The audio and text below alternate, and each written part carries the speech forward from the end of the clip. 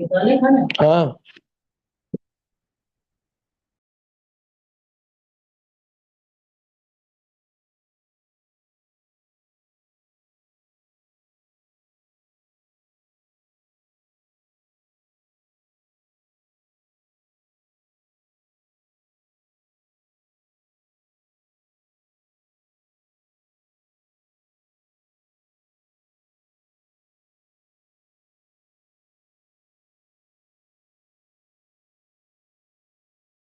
मज्ञानतिमिरन्धस्य ज्ञानाञ्जनशलाकया चक्षुरुन्मीलितं येन तस्मै श्रीगुरवे नमः।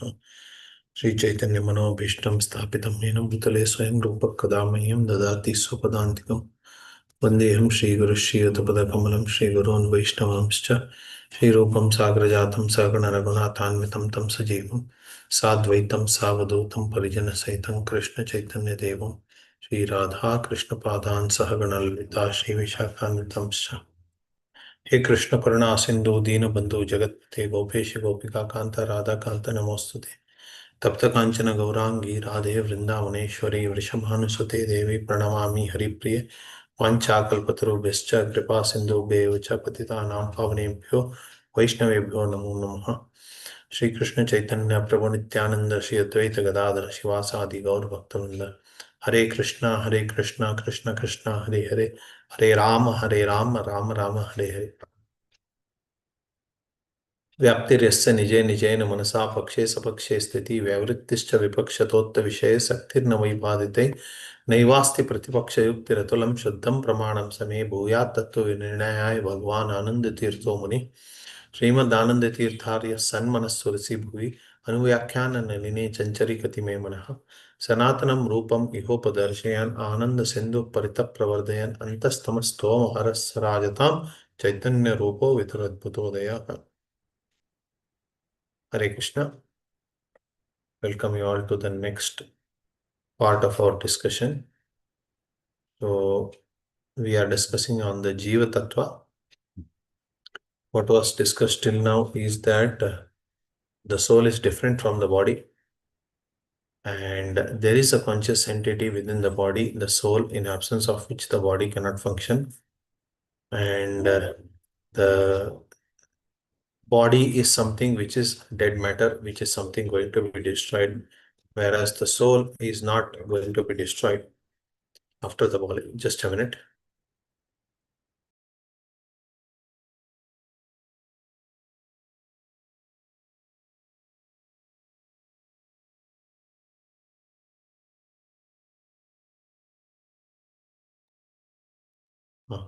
So, the soul is not destroyed when the body is destroyed.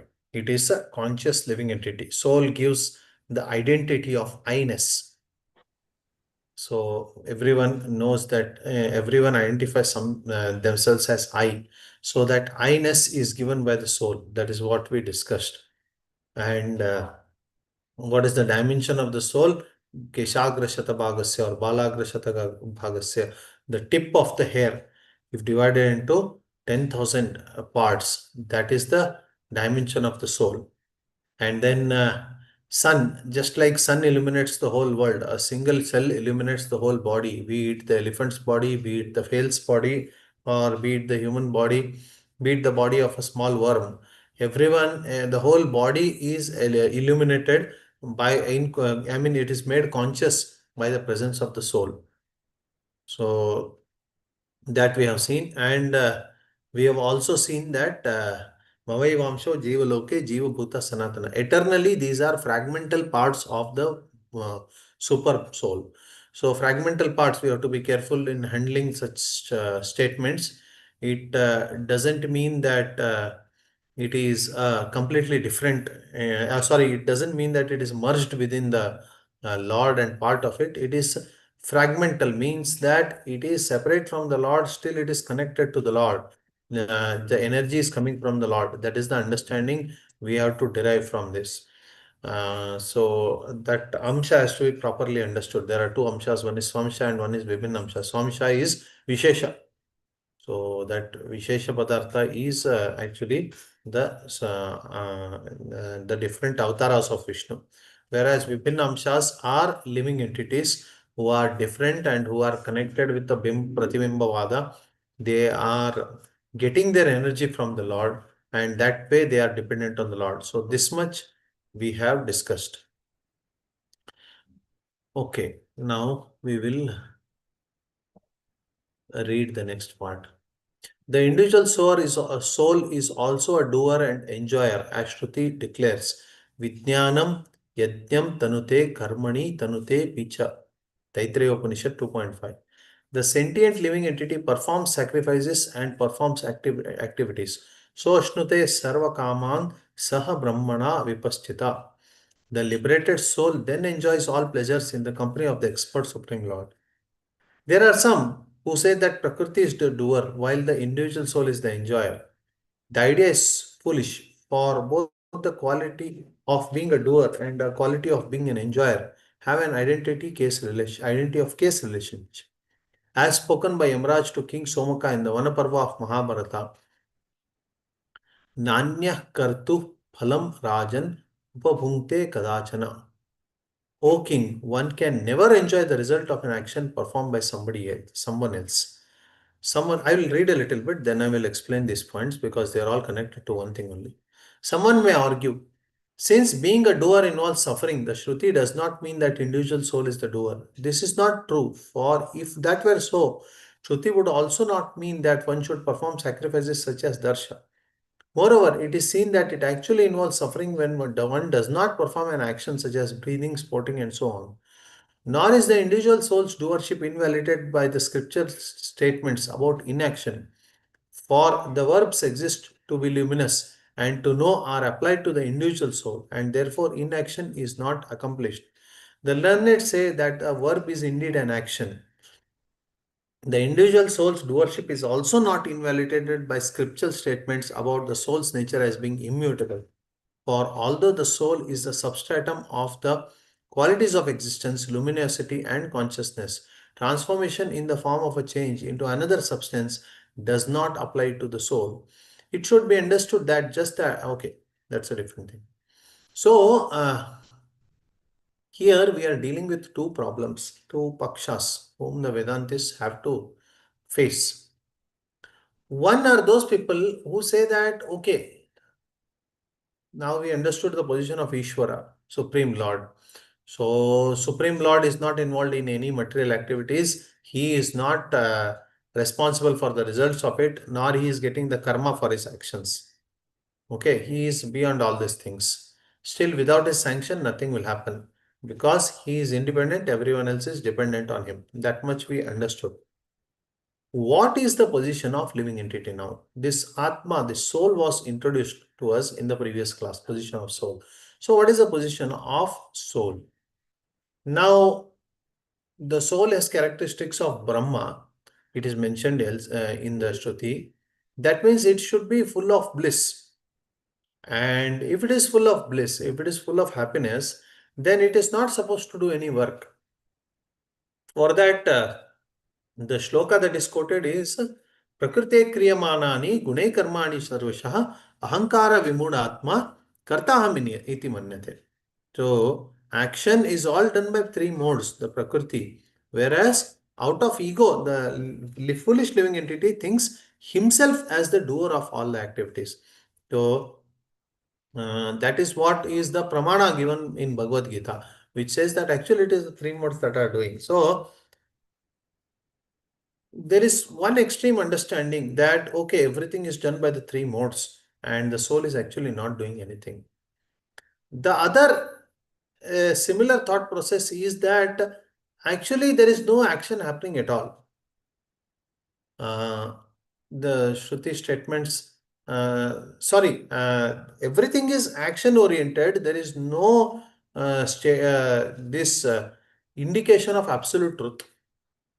There are statements like Satyam Jnanam Anantam Brahma. The absolute truth is absolute.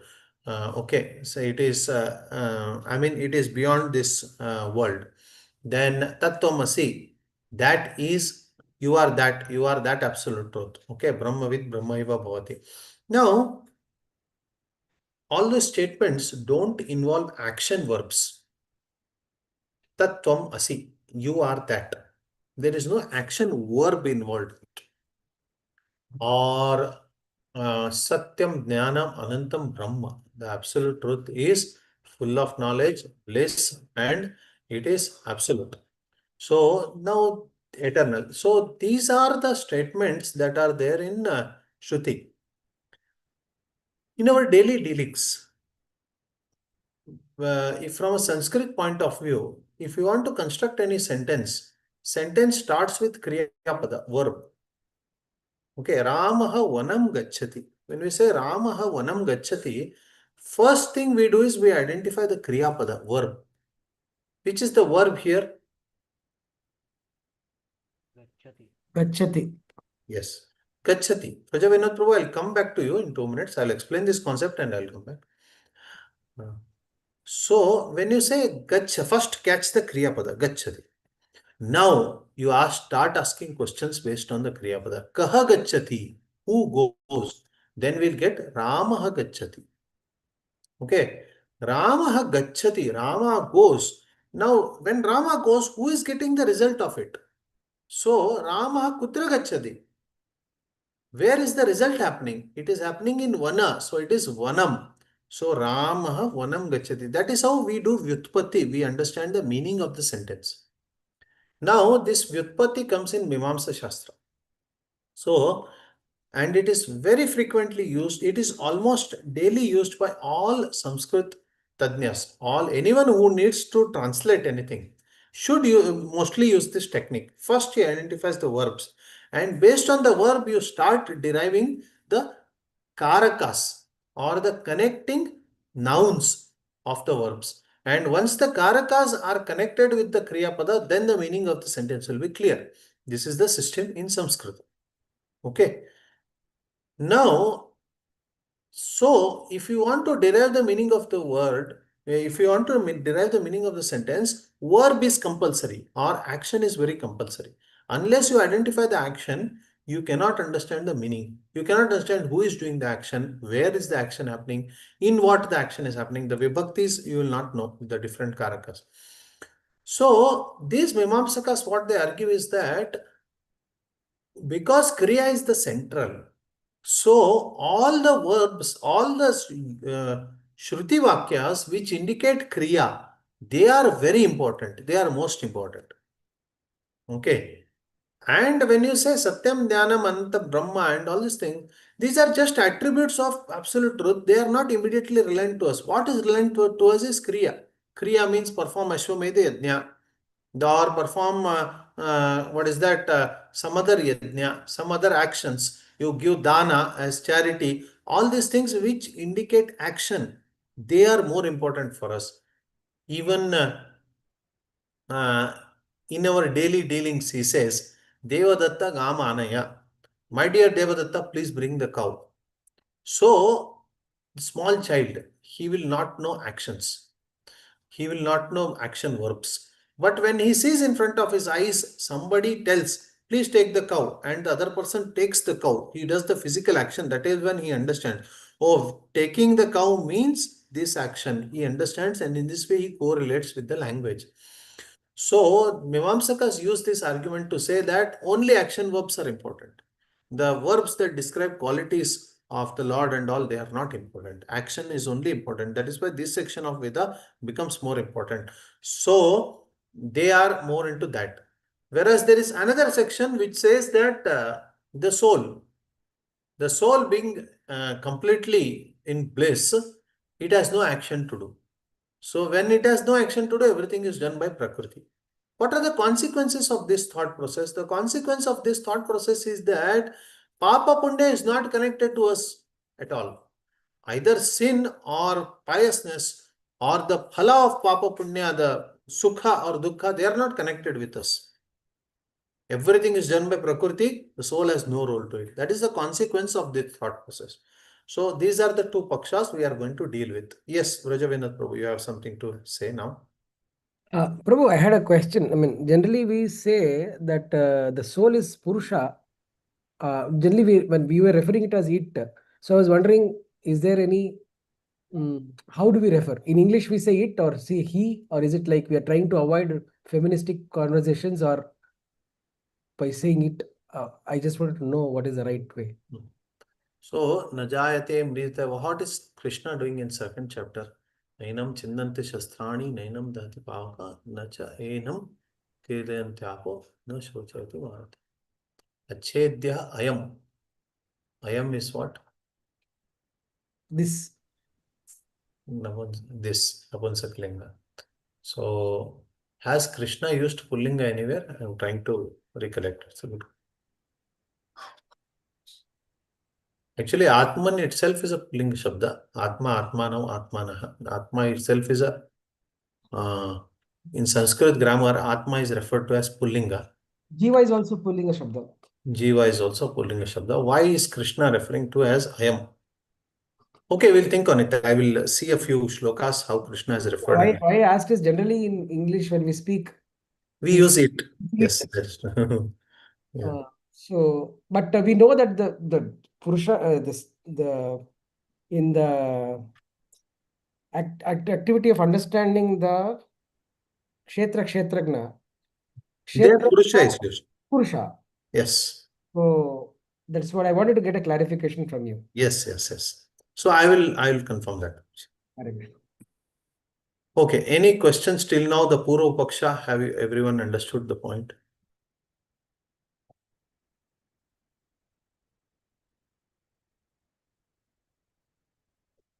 So it is clearly mentioned here that it is the three modes that are doing the work, and out of ego, the living entity thinks himself.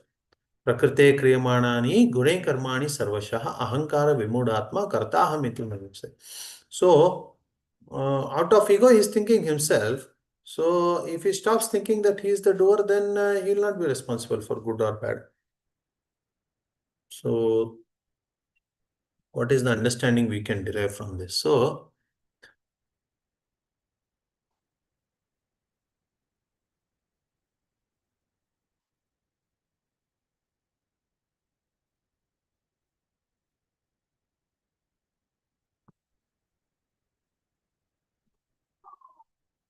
learned say that verb is indeed an action. The individual soul's doership is also not invalidated by scriptural statements about the soul's nature as being immutable. For although soul is the substratum of the qualities of existence, luminosity, and consciousness, transformation in the form of a change into another substance does not apply for the soul. It should be understood that just as ether is substratum of all combinations, no transformations happen on ether itself. Similarly, although the soul is the substratum of all material actions, no transformation happens to soul itself. Okay. Dharmeshwar Prabhu, before I explain this, you have any point?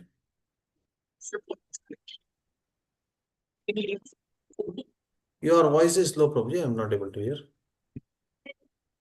Or it's breaking. No, it's breaking. I'm not able to hear anything.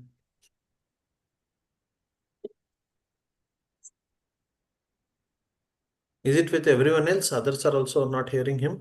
Yeah, his voice is not clear. Yes.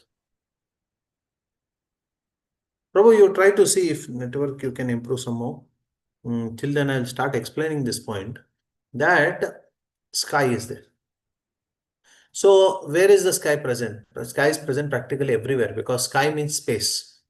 And in physics, we have seen an object that occupies space and has weight is called matter. Okay, that's what is the definition that they have told. So anything which is having space is called matter. So everything requires space practically.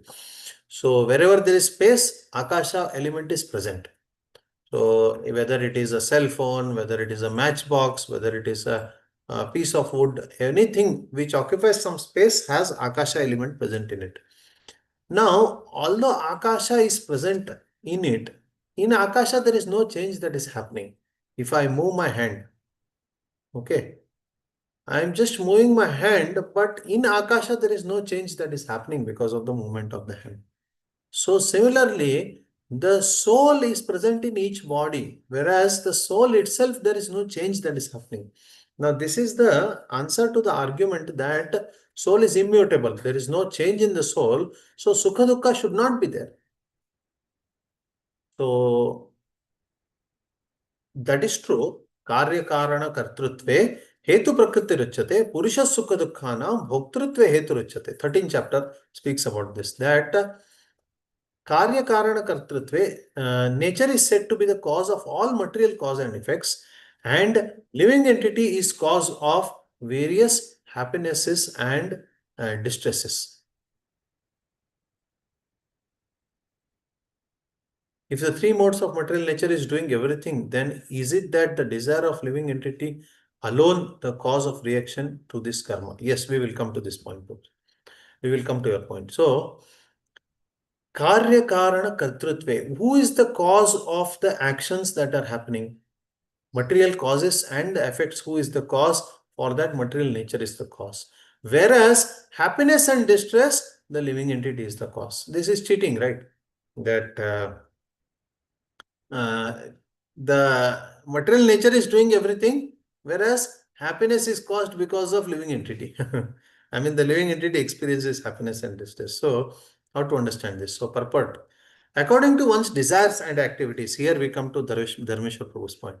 According to one's desires and activities, material nature places one in various residential quarters. The being himself is the cause of his attaining such residential quarters and his attendant enjoyment or suffering. Once placed in some particular kind of body, he comes under the control of nature because the body, being matter, acts according to the laws of nature. At that time, the living entity has no power to change the law. Suppose an entity is put in the body of a dog. As soon as he is put in the body of a dog, he must act like a dog. He cannot act otherwise. And if the living entity is put in the body of a hog, then he is forced to eat stool and act like a hog. Similarly, if the living entity is put in the body of a demigod, he must act according to his body. So,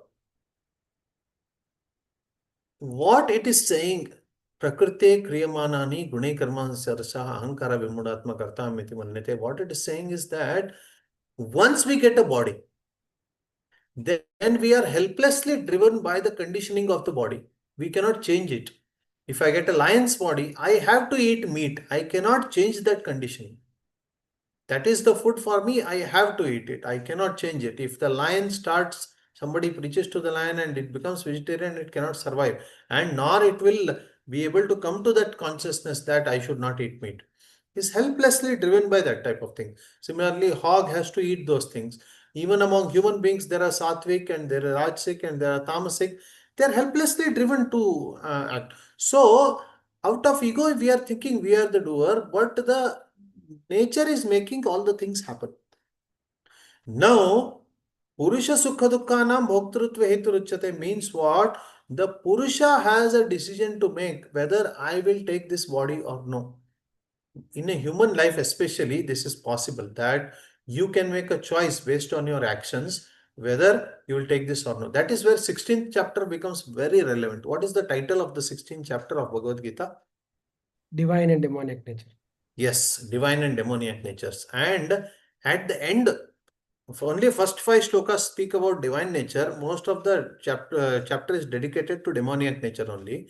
At the end, it is summarized that one who follows the Shastra Vidhi is leading a divine life, and one who rejects the Shastra Vidhi, he is going to lead a demoniac life.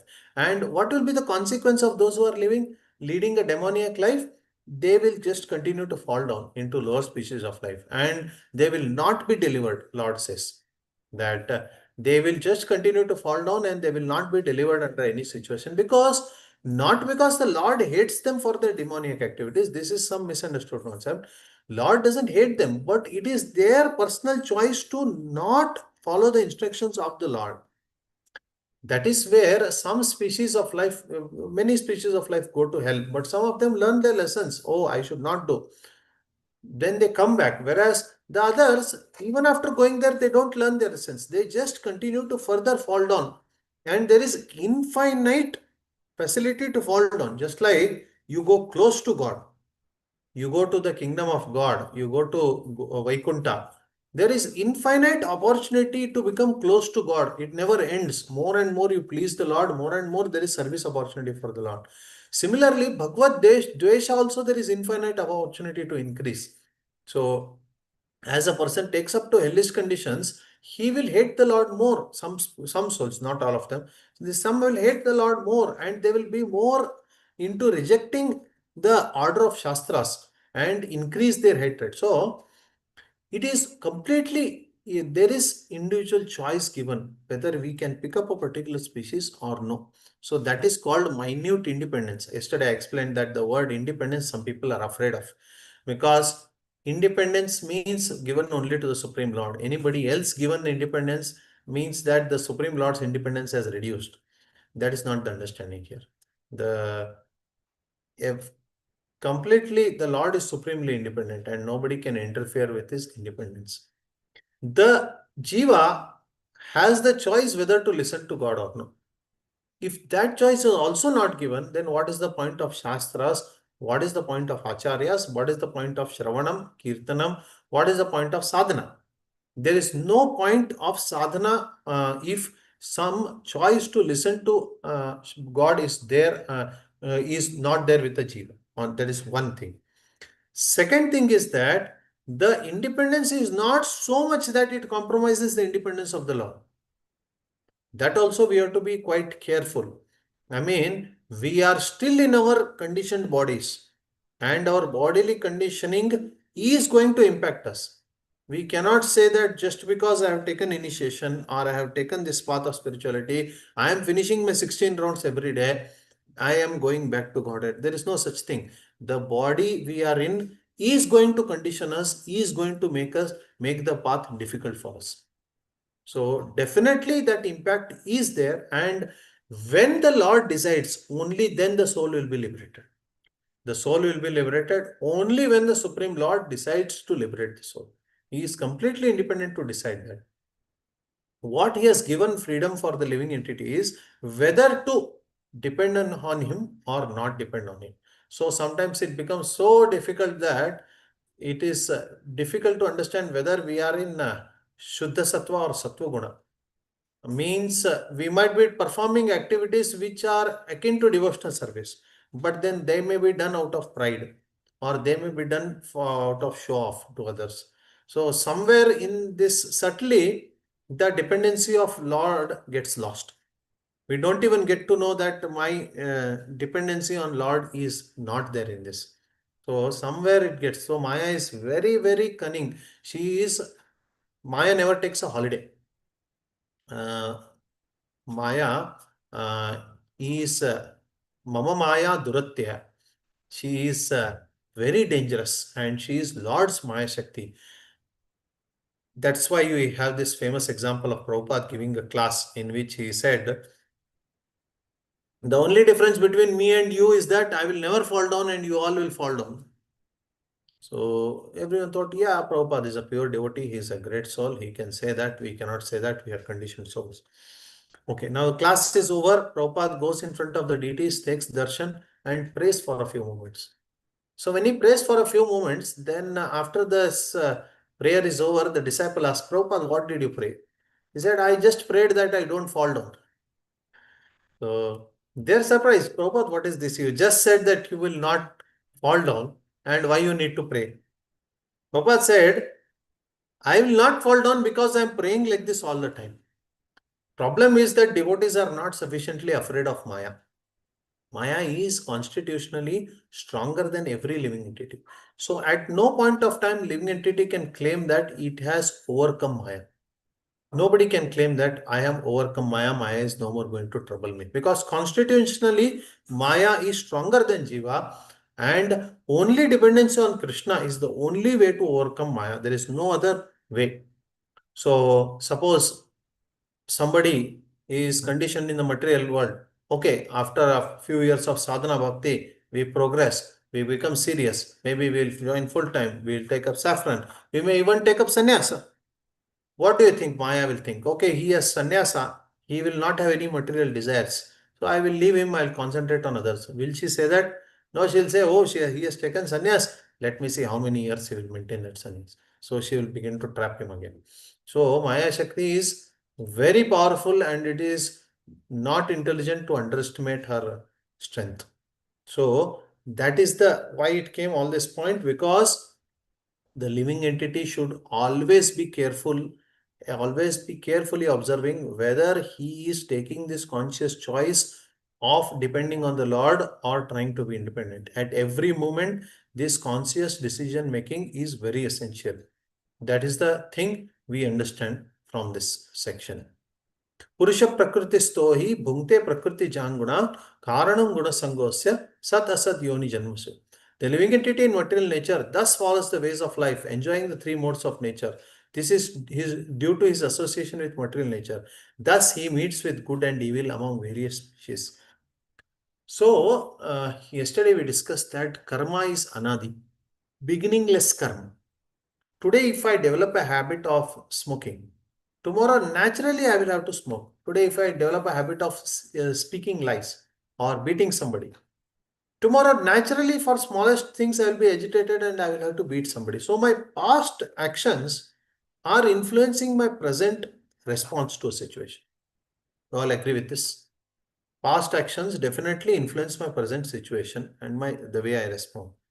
Now, anadi karma, beginningless karma, how many actions I would have done that are shaping my personality, so that have made a person a particular type of person. Either he is a follower of Shastra, divine, or he is demoniac. It has shaped the person in particular way. They are destined to hell, or they are going to eternally live in samsara, or definitely they will elevate to higher consciousness. This anadi karma has made it like that. God is not the fault, default. It is not the fault of God in this, because it is our choice to do these karmas and not take the instructions of God.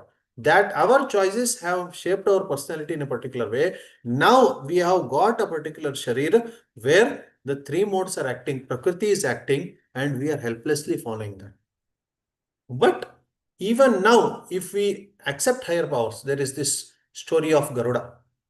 There was a bird on the seashore, and it lost its eggs because the ocean took it. Then what did the bird do? It said, I will dry the ocean. So it started taking some water, throwing it, some water, throwing it. Then the ocean was simply laughing. Will this bird anytime do it? Then there are 100 birds who came, 1,000 birds came. All of them started helping. But ocean is ocean. Why it's afraid of 100 or 1,000 birds? But seeing the effort of all of them, Garuda got influenced. Said Garuda, oh, my child is doing this, I will help. So when Garuda came, Garuda warned, my dear ocean, now I have come. Please do whatever is needful. Then immediately ocean got afraid and sent the eggs back. Then, no, sorry, I will not interfere. So the living entity still has a choice to put effort and attract the higher, what is that, higher powers to help it. So that much is there. We can take the decision of, I want to go to the Lord. Please show me the way. A sincere prayer, a sincere attempt to go near, or a conscious decision that I will start listening to the Lord. That much living entity can do. And when the living entity does that, then the Supreme Lord will arrange the facilities for that. So this is the understanding that we can derive from this episode. Please, just 1 minute, please give me there is some noise here. I'll deal with that. You can think on this, you can contemplate.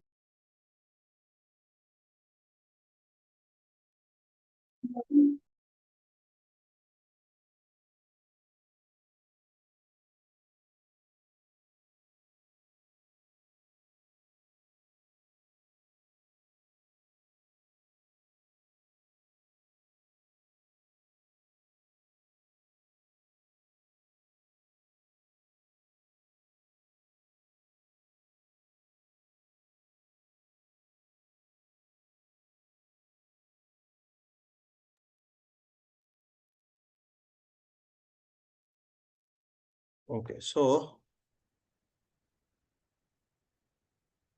this is the thing till now.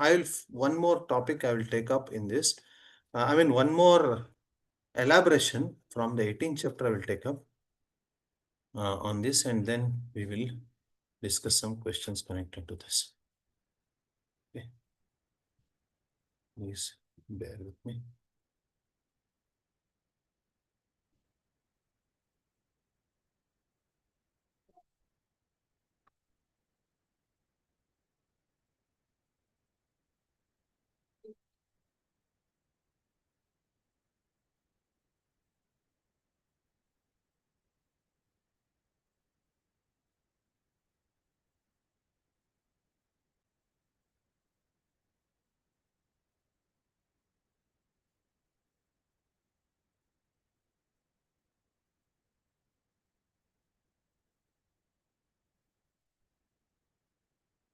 Yeah.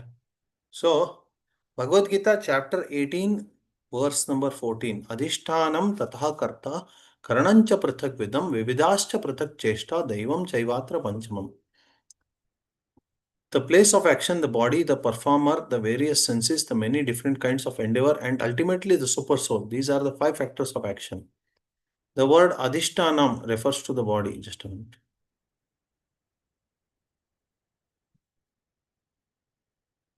The word adhishtanam refers to the body. The soul within the body is acting to bring about the results of activity and therefore known as the karta, the doer.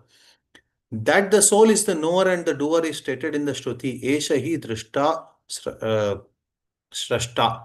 Prashna Upanishad. It's also confirmed in the Vedānta Sutra by the verse Nyota Eva 2.3.18 and Karta Shastrarthavatvat 2.3.33. The instruments of action are the senses, and by the senses, the soul acts in various ways.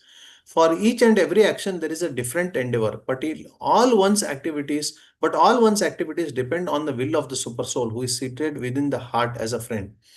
The Supreme Lord is the super cause. Under these circumstances, he who is acting in Krishna consciousness under the direction of the super soul situated within the heart is naturally not bound by any activity. Those in complete Krishna consciousness are not ultimately responsible for their actions. Everything is dependent on the supreme will, the super soul, the supreme personality of Godhead. So, what is explained here? This will be more clear when we study this Brahma Sutra. So, we will study the Brahma Sutra with commentary by Baldev Vidyabhushan. Nyota Eva. The Jiva is the knower because of Shruti statements. Though the Jiva is the form of knowledge, Anurupa, Jiva Swarupa is a knower, Nyatra Sarupa. The word Nya indicates that this is because of Shruti. Esha hi drishta sprushta shrotra rasaita grata manta bodha kartha vijnata atma purusha. The Jiva is the seer, the toucher, the hearer, the taster, the smeller, the thinker, the comprehender, the doer and the knower. Prashnopanishad 49. This is concluded on the strength of Shruti, not logic. Our position is Shrutestu Shabda Mulatvat. Scriptures alone is the basis of authoritative knowledge. Smriti says, Jnata Jnana Swarupoyam. The Jiva is the knower and he has the Swarupa of knowledge. One cannot say the Jiva is only knowledge itself because this contradicts Shruti stating that Jiva is the knower. As well, the argument that the intelligence causes the conception of a knower is unproven. I will explain this. Just I'll read it first. Karta Shastrarthavatvat. The Jiva is the agent because this gives the meaning to the scriptures. The Jiva is the agent, not the gunas. Why? Because only the Jivas being agents gives meaning of Shastravatvat. Swarga kamo ejeta. Desiring Swarga, one should study scriptural injunctions and perform sacrifices. Apastamba Shrauta Sutra 19.10.14. Atmanam eva loka upasrishta. One should worship the visible Lord. Brahadaranyaka Upanishad 1.4.15. Scriptures have meaning only if we accept conscious agents.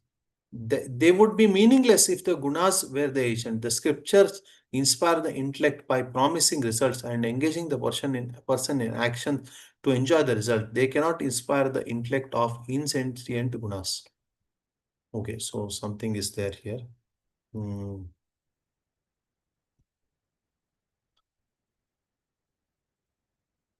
Even during the state of deep sleep, there is doership in the form of willingness, witnessing both happiness and unawareness. Therefore, individual soul's doership is absolutely real. So, overall, lot of points here. What it means is that Prakriti is doing the things, means when we have taken shelter of a particular body, we are helpless. We are helpless in the sense that we cannot overcome the conditionings of the body. This is in the 3rd chapter of Bhagavad Gita, where it says that everyone is conditioned differently. So engage them in yajnas based on their dharma. In that context, Lord is telling that. Whereas in 18th chapter, he's clarifying that there are 5 causes of action. The body, adhishthana, the karta, the soul, karanam cha pratyakvidam, the different senses, then vividascha pratyakcheshta, the different endeavors that a human does, and daivam, ultimately the Supreme Lord. So all these 5 factors fully contribute towards the action. You cannot say that it's just one factor that will contribute. All of them are completely contributing. So you cannot dismiss the soul's contribution in this regard. You cannot say that soul has no contribution and so it should not get the sukha dukkha associated with that. That is why in Prashnopanishad it's clearly stated, when you smell, the soul is also smelling. When you hear, the soul is also hearing. When you speak, the soul is also speaking. So soul is completely involved in all the transactions that are happening. You cannot dismiss, or you cannot say that the soul has no connection with this thing. Just that the soul is helplessly conditioned in a particular body, and the senses of that body make forcibly certain actions happen. But still, there is some decision making left to the soul. Some are tamasic, little less decision making is there, because the more you are in ignorance, you are not free from the conditionings of the body. The more you are in knowledge, freedom from the conditionings of the body is possible. So that is there, the difference is there, that people who are just like there are 3 levels of lust that is described. One is like a womb covering the embryo. So that is gone case. It's too difficult to revive that. Whereas smoke covering the fire, it is very easy. Smoke is immediately going to come up. Whereas dust covering the mirror, you have to put a lot of effort. So the smoke, fire on its own, it will come up. Whereas mirror, you have to put a lot of effort to clean it. Whereas womb covering the embryo is gone case. It's too difficult. That is why in lower species, it's absolutely difficult to revive them. For trees and plants, you cannot do anything Krishna conscious to them. Whereas animals, maybe it will come and walk, and whatever thrown prasad it will consume. So something, some way it is benefited. It will hear the holy name, some way it's benefited. Human species, it's more easily possible. So this is more accessible to all these things. So definitely based on the level of knowledge, there is gradation. But at the same time, doership is left to the soul only, and the responsibility of the good and bad is left to the soul only. That is the point that is repeated here. Yes, first Roshan Prabhu and then Ojasvi Krishna Prabhu. Roshan Prabhu, yes. Prabhuji, my question is, you said that we sometimes act according to our conditioning, like according to the body's condition. So Most of the times. where do we draw the line? Like if I am addicted to doom scrolling on YouTube, I can say that I cannot do anything about it, and I cannot take to chanting and all this because I'm addicted.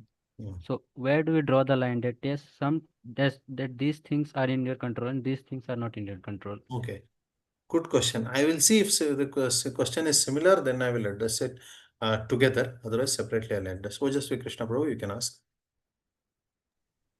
Yes, Prabhu, my question is regarding the verse from Prashnopanishad. It said that the soul is the thinker, it smells, it tastes, etc. So how is it that that which is adhyatmic, that's spiritual, is able to taste, smell, etc., that which is mundane? Hmm. No, that is the point here, that the soul has taken shelter of the body. So it is allowing the mind and intelligence to gratify these things. It is the soul only who is giving the consciousness to this mind, intelligence, and the senses to act in a particular way, right? Because once the soul leaves the body, then the body will have no consciousness. It cannot taste, it cannot enjoy, it cannot do anything. It is the soul's presence only that is allowing the process to happen. So the soul makes a conscious decision to depend on the body, the senses, and the mind, and be carried away with that. So that is where it gets stuck, and it is responsible for the actions of that. That is the point that is hinted here. Okay, so are you saying that once the soul gets liberated, then his he receives his original body? I'm using the word receive because basically he has that body, but he uh, he has now taken shelter of the material energy, and that spiritual body is made out of Satchidanand. Yes. And does it consist of mind, intelligence, ego, the It real is ego? completely spiritual, and In spiritual, there is full variety. All the varieties that exist in the material world definitely do exist in spiritual, but just that those are conducive for connection with the Lord. So they are all Parabrahma. They are all absolute. They are not material. So you have absolute mind, absolute intelligence, absolute earth, water, Yes. fire. Yes. Okay, okay. Thank you. Okay, now Roshan Prabhu, if you see, connected to this, this topic is to a great extent discussed in the third chapter of the Bhagavad Gita, because that is why third chapter of Bhagavad Gita is very important and very relevant.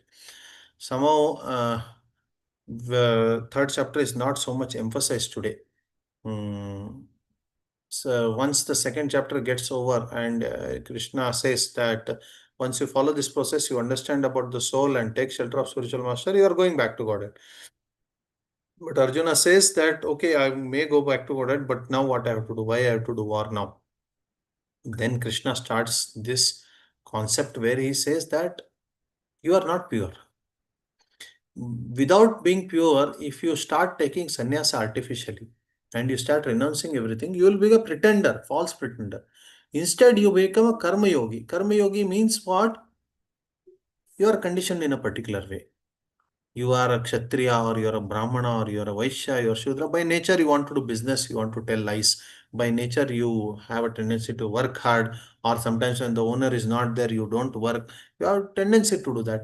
You have tendency to follow too many rules. Some people have tendency to follow too many rules. Some people don't want rules. So everyone is differently conditioned. Okay. Now, what Krishna says is that you don't disturb the people who are conditioned.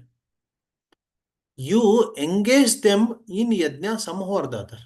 Somehow they will participate in yajnas, that way they will progress. Okay. So, yajnarthat karmano anyatra lokoyam karma bandhanat tadartham karma kaunteya mukta sanga samachara. That is why we should activate this yajna cycle. अन्नात् भवन्ति भूतानि पर्जन्यात् अन्न संभव यज्ञात् भवति पर्जन्यो यज्ञ कर्म समाद्भव. So we get food because of grains, and the grains grains come because of rain, and rain is by performance of yajna. How will be yajna born? When everyone engages in their prescribed duties, that is when yajna is born. So a society with Brahmana, Kshatriya, Vaishya, Shudra division is very important because everyone will be engaged in yajna. I give this example. In our house, Krishna's mercy, we are able to engage in Shaligrama Seva every day.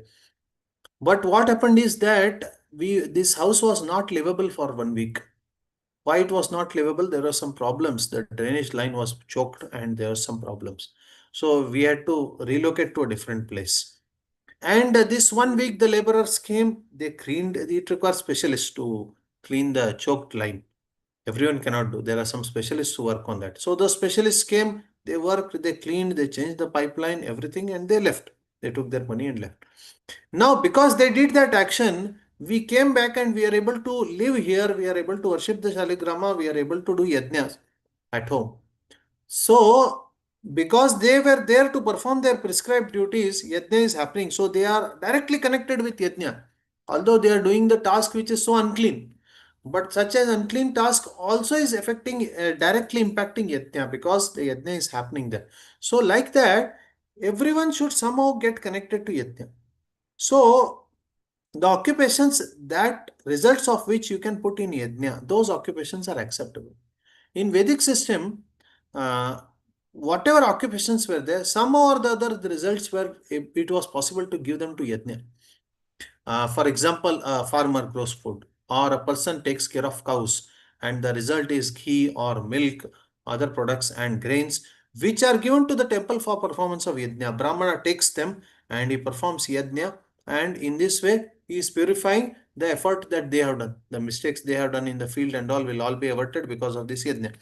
Kshatriya arranges for big programs, and in this way he participates in yajna. So everyone is somehow or the other centered around yajna.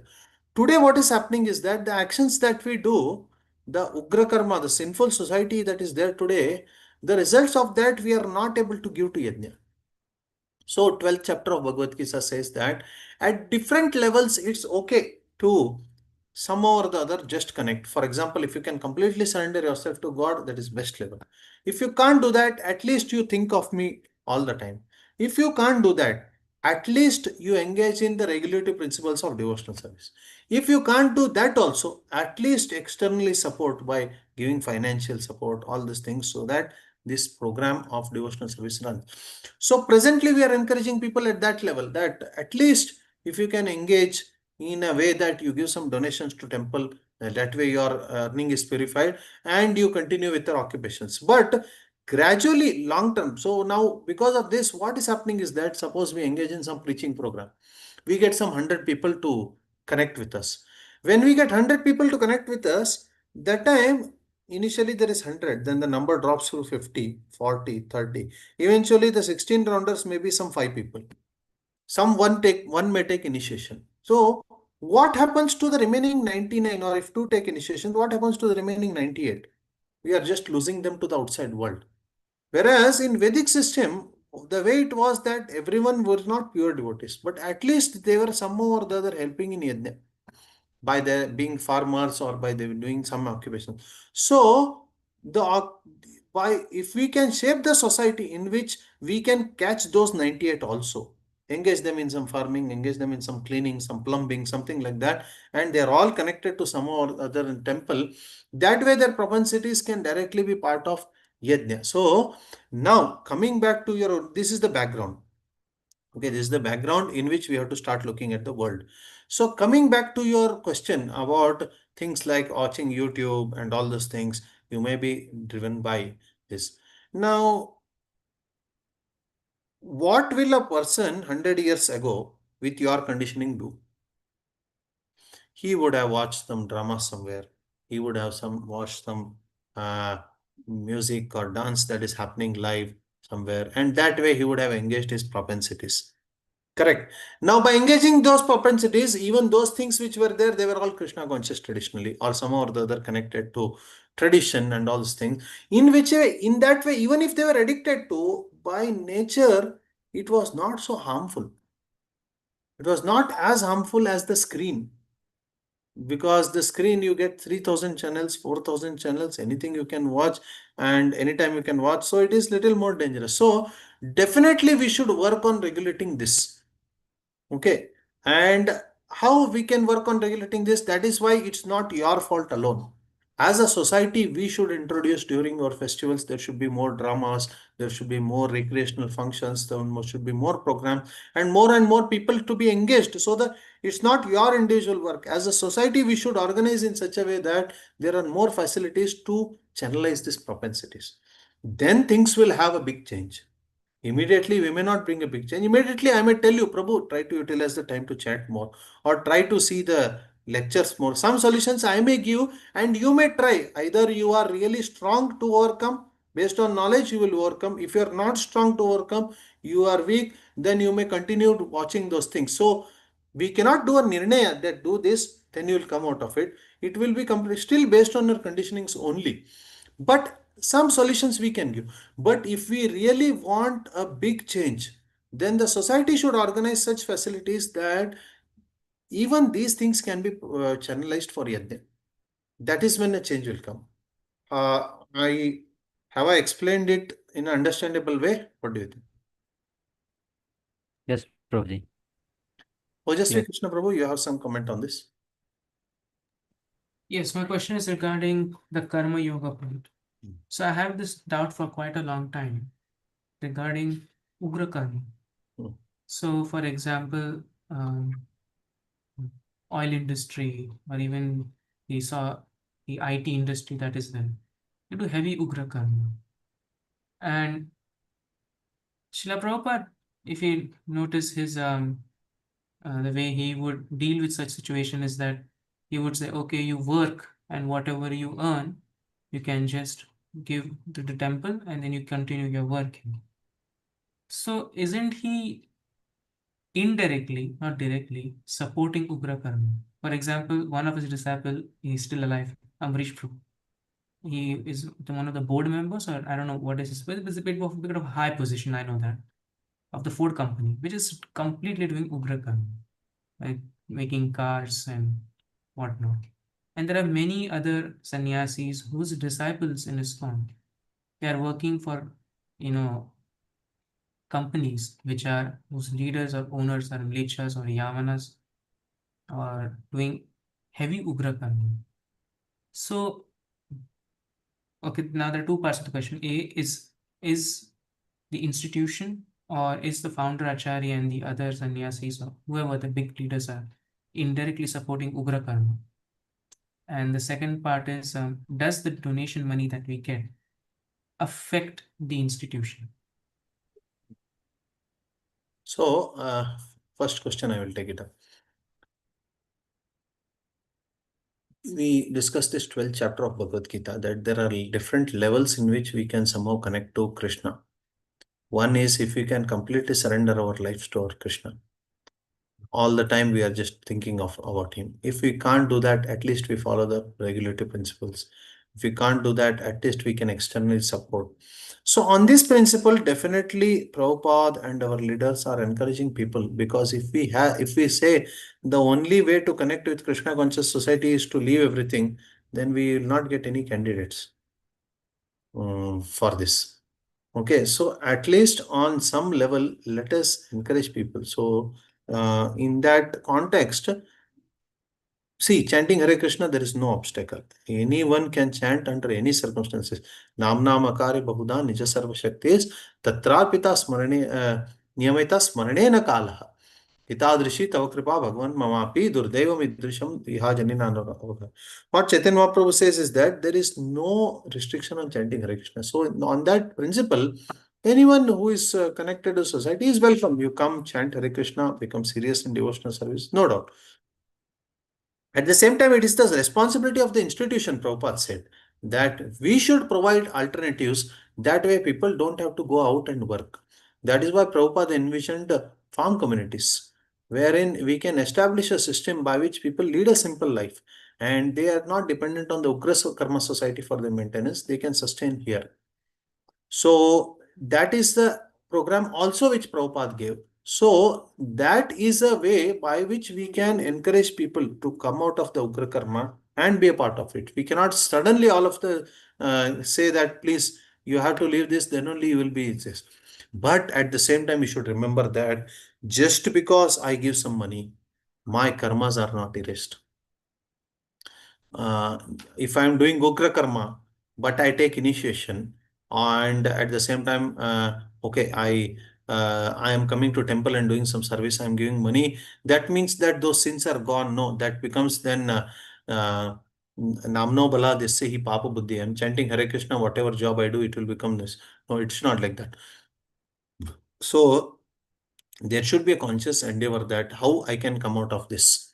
So that effort, that endeavor definitely should be there from that individual. And the more society facilitates this, the more they are going to save our people from this, what is that? This trap of Namno Bala Desai Papa Buddhi. So that is why society should seriously endeavor to establish more and more farm projects. And that way, people can lead a more simple life. Even this thing, initially you see, Bhakti Shastri Prabhupada started. First, Bhakti Shastri was just some 10 questions you have to answer. But gradually, now if you take that as a standard, then practically by tomorrow morning, all of you can get a Bhakti Shastri degree. All of us can. I don't know how many, you all may be having Bhakti Shastri, sorry. All of us can get a Bhakti Shastri degree by tomorrow morning. But gradually, Prabhupada made it a little difficult. He said, no, 4 books you have to study. Then you will get Bhakti Shastri. Then the Bhagavatam you have to study. Then you will get Bhakti Vaibhav. Now, the thing is that even the standard of Bhagavatam is still split into 6 cantos for Bhakti Vaibhav and others for Bhakti Vedanta, like that. The standard that's set up by Prabhupada also, we are slowly coming to that. Now, Prabhupada has also said that by the time you study Bhakti Vaibhav, you should have studied Brahma Sutras completely. So for the future, he has already made a vision that you should come to that level. Similarly, for a Brahmana also, Prabhupada has made vision. Brahmana should not do Shvavritti. He should not engage in a salaried job outside. So gradually, if we are going to really establish, when we are distributing Prabhupada books and when people read these things, We complain the caste brahmanas, saying that, oh, caste brahmanas, just by birth they are giving the thread, but then they are not following the standards. They are not dedicating their life for Krishna, or they are not leading a brahminical life. They are searching for job outside. We are critical of the caste brahmanas. If the same thing happens in our society also, then the books what Prabhupada has written will not have meaning. So gradually things should be set up based on the standards that are in the books. What was allowed by Prabhupada is one thing. Gradually, what is the future for the moment, that was given in the books. So in the books, he has given about Brahmanas. So eventually, if we have to have Brahmanas, the Brahmanas should not be doing Shvavritti. They should be doing Patan, Patan, Yajana, Yajana, Dana, Pratigra. So at least some of us should become that role models and demonstrate.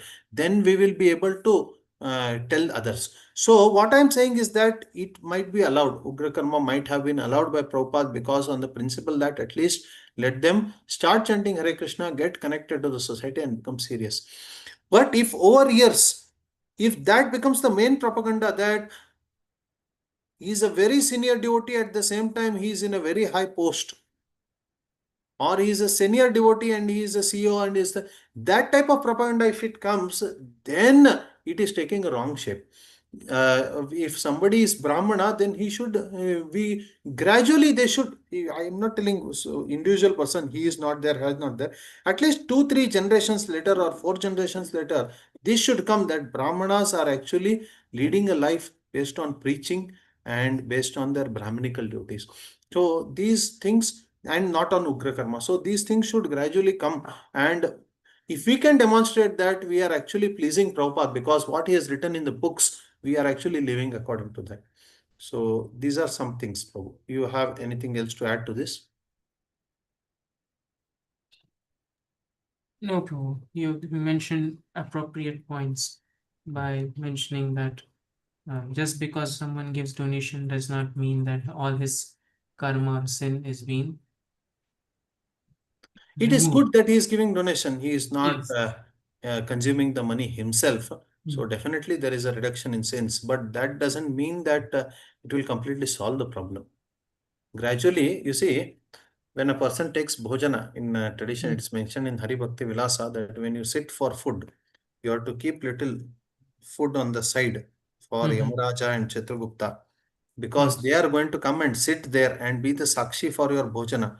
The anna that you are eating, where it has come from, whether it has come from pious way, whether it has come from sinful way, they are going to evaluate that, and based on that they are going to write it. So they are to be invited during that food. So every anna that we eat, based on the piousness and the sinfulness, it's all counted, and it is going to impact definitely.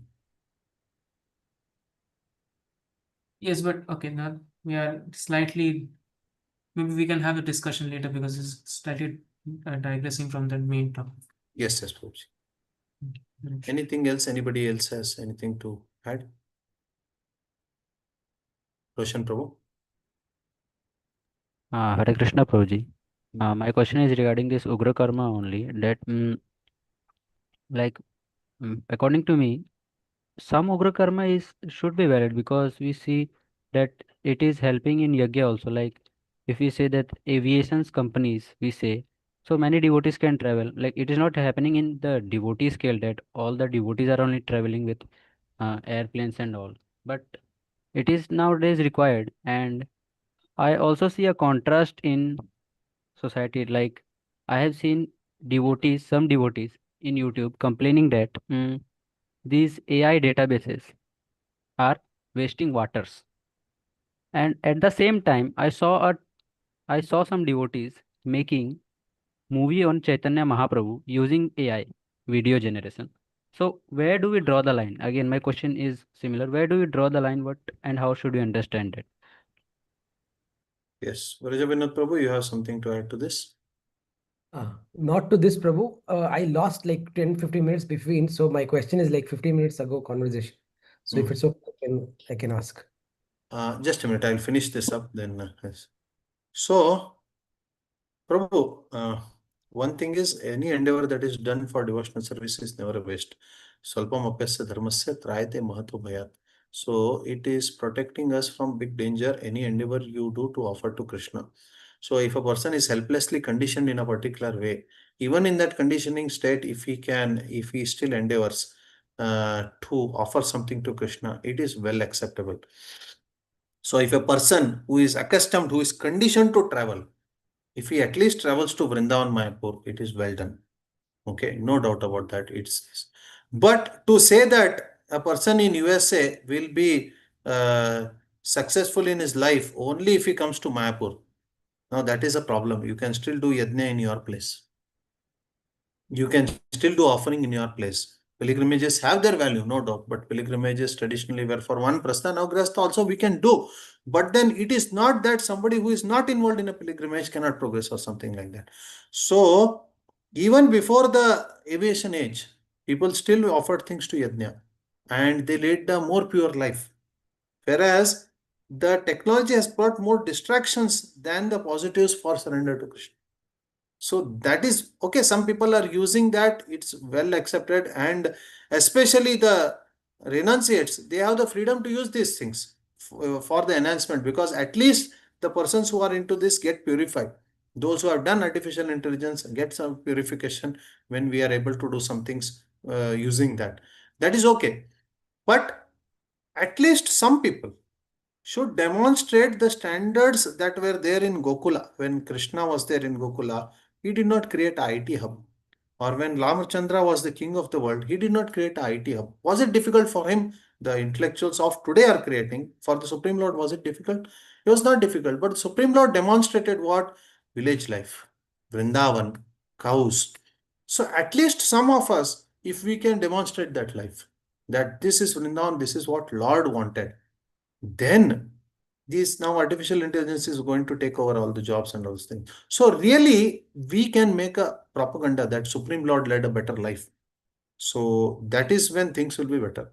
So as Ojasvi Krishna Prabhu said, this will be a separate discussion altogether and it will be quite elaborating. What we can do is in the group, we can put questions around this. And we can have one dedicated class to have this theme. So yes, Rajavinod Prabhu, yeah, please tell me.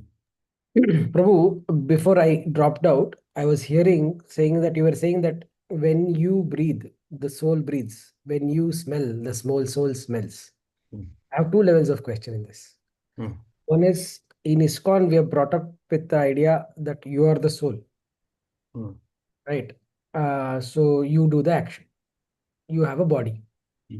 Now, how do you understand and reconcile the statement that when you smell, the soul smells, then who are you? Hmm. Question one. Hmm. Question two, Hmm. you're also mentioning that without the soul, the body can't function, and without the soul, the body can't do anything. Correct. Hmm. But without the body, also the soul can't taste anything. That we speak about how the souls who leave the body prematurely are waiting to have a body to taste and have some sense gratification. Hmm. During our Antyeshti karmas, they say that the 16 days that the soul cannot taste anything. That is why we give them rice and til without any salt. Like things like that are told.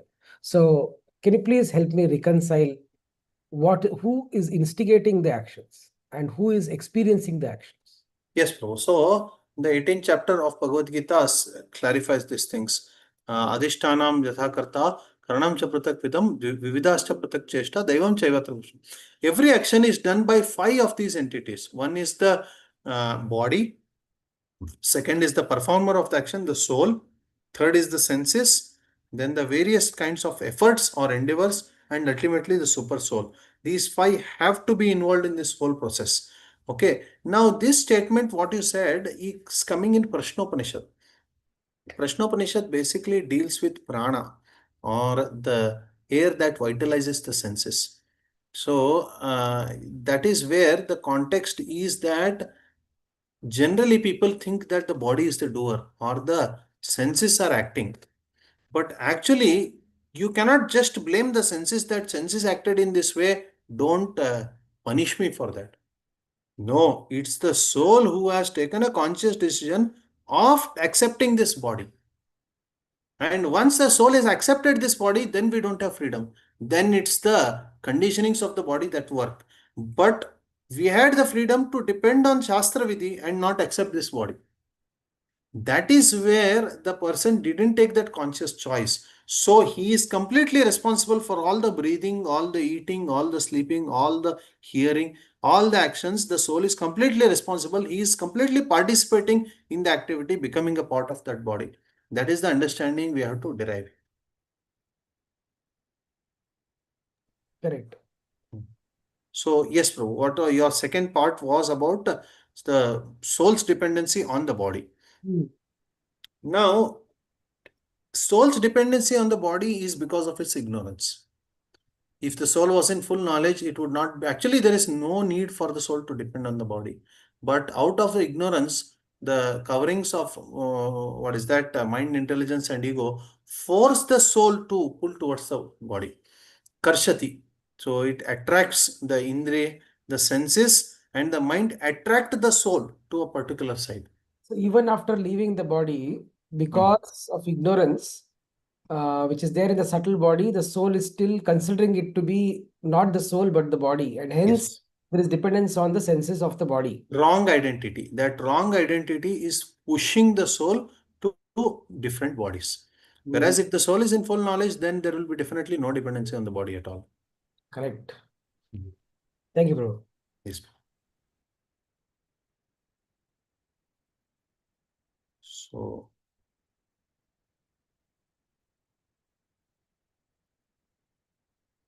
since someone may argue, since being a doer involves suffering, the Shruti does not mean that the individual soul is the doer. This is not true. For if it were so, Shruti would also not mean that one should perform sacrifice such as darsha.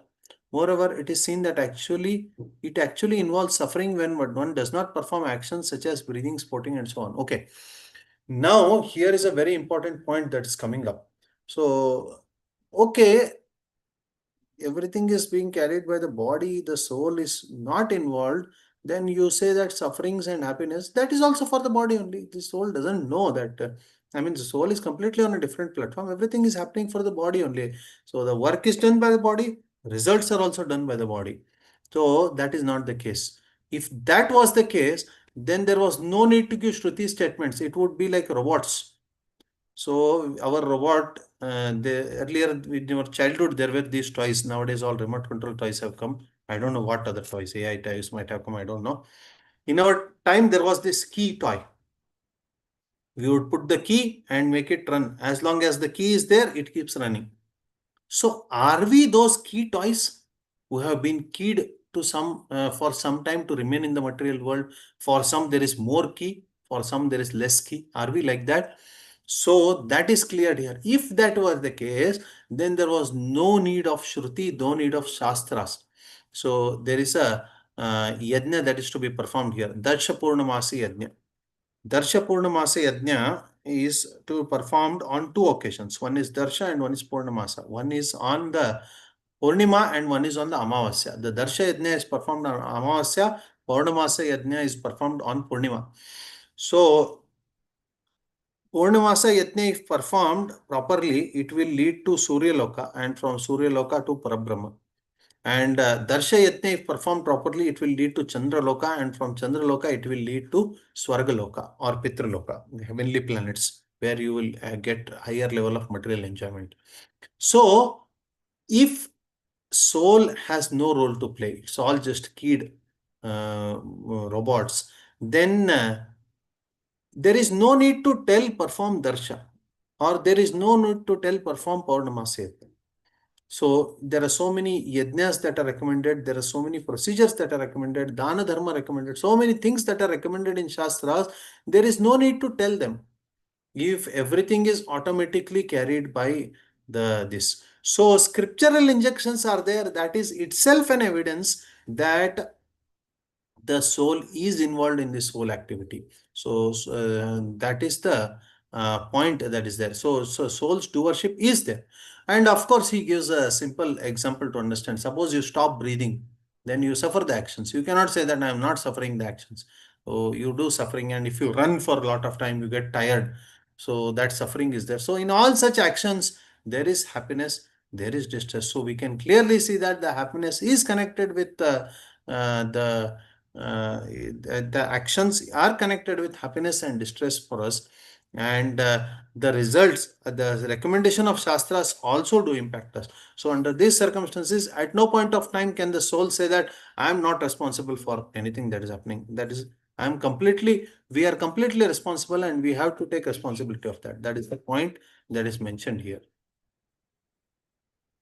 Okay, the learned say verb is indeed an action. We have discussed that. So that is more grammatical point of view. Through grammar, they are trying to prove that this statements like Satyam Jnanam Anantam Brahma, the absolute truth is beyond all these things and all, is they are not relevant statements. Only relevant statements are those which tell us about Yajna.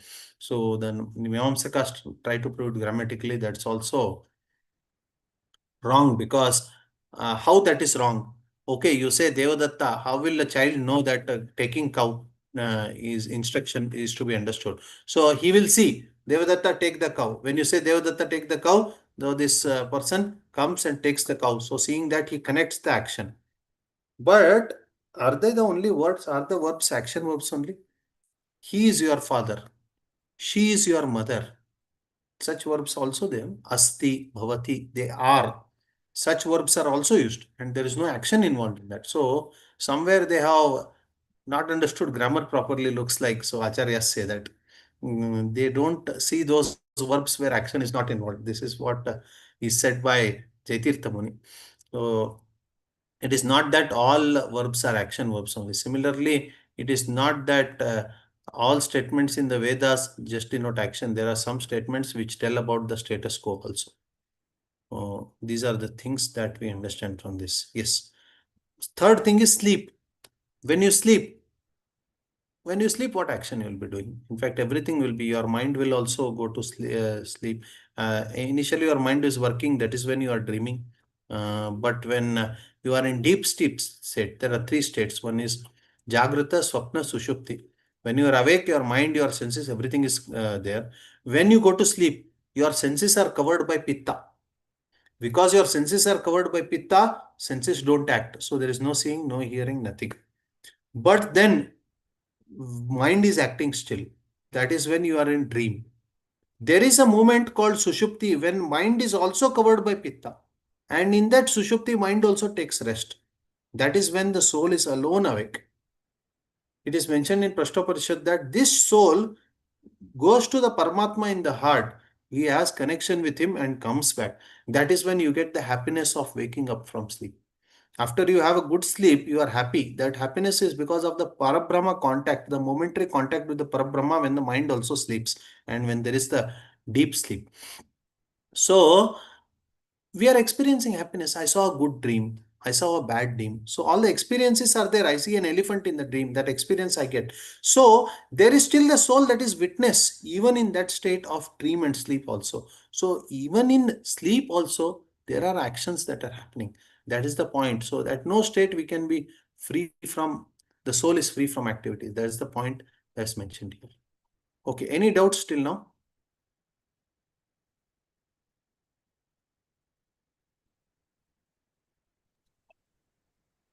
Hare Krishna, Prabhuji.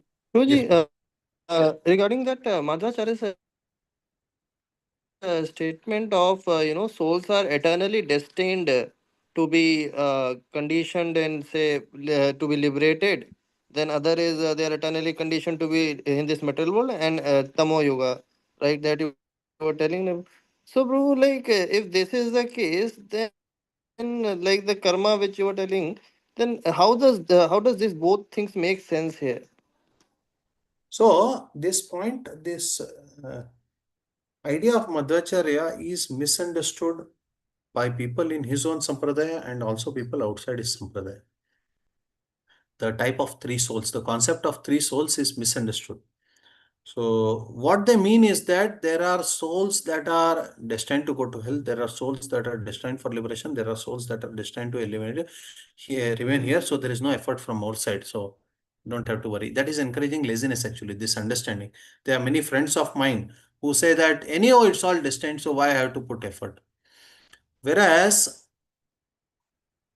that is not the right understanding. The right understanding is that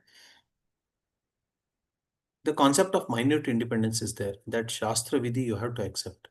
If you don't accept Shastra Vidhi just because you are in the temple or just because you are a part of system, you are in a matha or you get initiation, it doesn't grant you liberation. It is your effort, your sadhana that is very important. Anadi karma has shaped a person in a particular way. He still has a choice, even if he's in hell. I told you, just like you go to Vaikunta. Even after going to Vaikunta, there is infinite opportunity to increase your love for God. It doesn't end at a point of time. There is infinite opportunity. Similarly, those who go to Naraka, those who go to hell, they also have infinite opportunity to increase their dvesha to the Lord. The more suffering, there are some souls who more they suffer, the more they take conscious decision of hating the Lord more. And hating the Lord definitely is going to give pain. So it is their particular decision only that is causing them pain. So conditioning is there, but you can overcome the conditioning by depending on God. That they are not doing. So it is not that God has programmed in such a way that he hates them and he puts them in hell forever. It is they who are not choosing to depend on God. So they want to still hate him more, and that is why their fall down continues perpetually, eternally. Similarly, there are some people who just want sense gratification, just want to be in samsara forever. It's not that the Lord has forced or imposed them. So the concept of minute independence comes into picture. Every jiva has a decision to make whether to follow Shastra or no. And those who actually follow Shastra, they are getting this opportunity to get elevated. So it is not. Now, by not accepting this, let's say everyone is eligible for liberation. Okay. This theory seems wrong, somewhat not acceptable. Let's say everyone is eligible for liberation. Now, the problem with accepting this is that if everyone is eligible for liberation, then very soon all will be liberated. Maybe 100 years, maybe 1,000 years, maybe 10,000 years, maybe one manvantara, maybe one kalpa, or maybe one lifetime of Brahma. So someday everyone will be liberated. So it is just the time that is separating us from liberation. So when we accept that just the time is separating us from liberation, then sadhana will have no role to play. Prabhu, sorry. Eligibility does not mean guarantee of liberation. No, the sadhana individual effort has to be there. So by not accepting three types of souls, we are somehow neglecting the sadhana part of it. And you see, interestingly, the 500 years or more of Gaudiya history, lot of Sahajiyism has come up. The main reason for Sahajiyism to come up is that everyone thinks that, okay, I have got pure love of God, I am going back to Godhead, I am with this. Whereas nobody is putting the actually Shastra Vidhi sadhana effort to purify themselves. I mean, there are great souls who are putting, but mostly Sahaja has come because without sadhana, I want to go perfection. So here, these three types of souls is meant to emphasize that do your sadhana properly. You may be so if you don't do your sadhana properly, you will be thrown down even if you are a part of this system. That is the point that is to be emphasized here. So minute independence is there for the jiva. It's not programmed completely that some will go eternally for hell. At the same time, it is not that anyone who just comes within the system is sure to go back to order. Every stage we have the minute independence and it's our responsibility to perfect our life. That is the understanding we have to derive from this. Is that okay, Prabhu? Yes, Prabhuji. So, and Prabhuji, like then there are other devotees who claim about this mercy factor also, that we'll just get the mercy of the Guru and Krishna, then we'll just try to wait for that only. So that is also one side of the place where people become lazy and they will say, okay, I'm just dependent on my Guru. My Guru will take Yeah, care you of me. see, Like, Shastras would not have emphasized our sadhana if mercy was the factor to perfect our lives. So even if somebody is perfected his life in by mercy of the Lord, definitely his effort in the past life would have been there for that. So Shastras don't emphasize this unnecessarily. So definitely it's the individual sadhana which is a very important factor. And if we are lazy with the idea that one day we'll get mercy, then at least in the next lifetime, we have to put effort to perfect ourselves. So why postpone to future lifetimes? That is the idea. Okay. Ojasvi Krishna Prabhu. Yes, I just want to make a comment. I don't have a question. In the Vedanta Sutta, it is mentioned that definitely the mercy of the Guru is there, but one must endeavor also. And Yes. we see that in the story of, I keep forgetting the name, Nachiketa, or I forgot, where even though they have heard from different sources about Brahman, they still approach the Guru. Yes, so it is about Jabala with Gautama Rishi. He heard from 4 different sources, one from a swan, one from fire, one from fish in the water, like that, different sources, one from a bull. But still he came back to his guru and narrated that. And these people were higher powers actually. Agni was there, then bull was Vayu. So they were great personalities who came in different forms to tell him about Parabrahma. But still, somebody more senior devotee than Guru came. Still, he went back to get the Purna Phala of the Shravana. He heard it from his Guru again.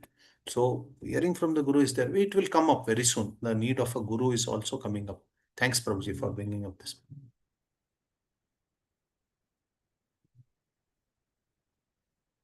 Okay, so we will close for today and we will again meet next week and we'll continue. I hope it is all are finding it interesting. Yes, Prabhu. Yes, it is interesting, but we have to read again because Yeah. I will give this model questions also. We have to study this, go through this book again. It's a small book, it will finish quickly. So, Also, Prabhu, do you have all the questions that we have to attempt? You used to give us homeworks. I didn't. I wrote couple of questions, but after that, I okay. didn't write them down. Okay, fine. All of you try to put the questions which I have given earlier into the group. If anything is missed out, I will add those questions. Is that okay? Yes. Yes. Please put in the group whatever questions you have till now. Or can we make a Google Doc? I will do one thing. I will put a Google Doc and all start putting questions there. That sounds better. Okay. Yeah. Like, can we also post our personal questions there, Prabhuji, or No, in the no. group? Personal questions you put in the group Hmm. or you personally send it to me. Then we will address that. Okay, thank you. Vancha kalpatarubhishcha kripasindubhyavcha पतितानां पावनेभ्यो वैष्णवेभ्यो नमो नमः अनंत कोटि वैष्णव वृंद की जय श्रील प्रभुपाद की जय हरे कृष्ण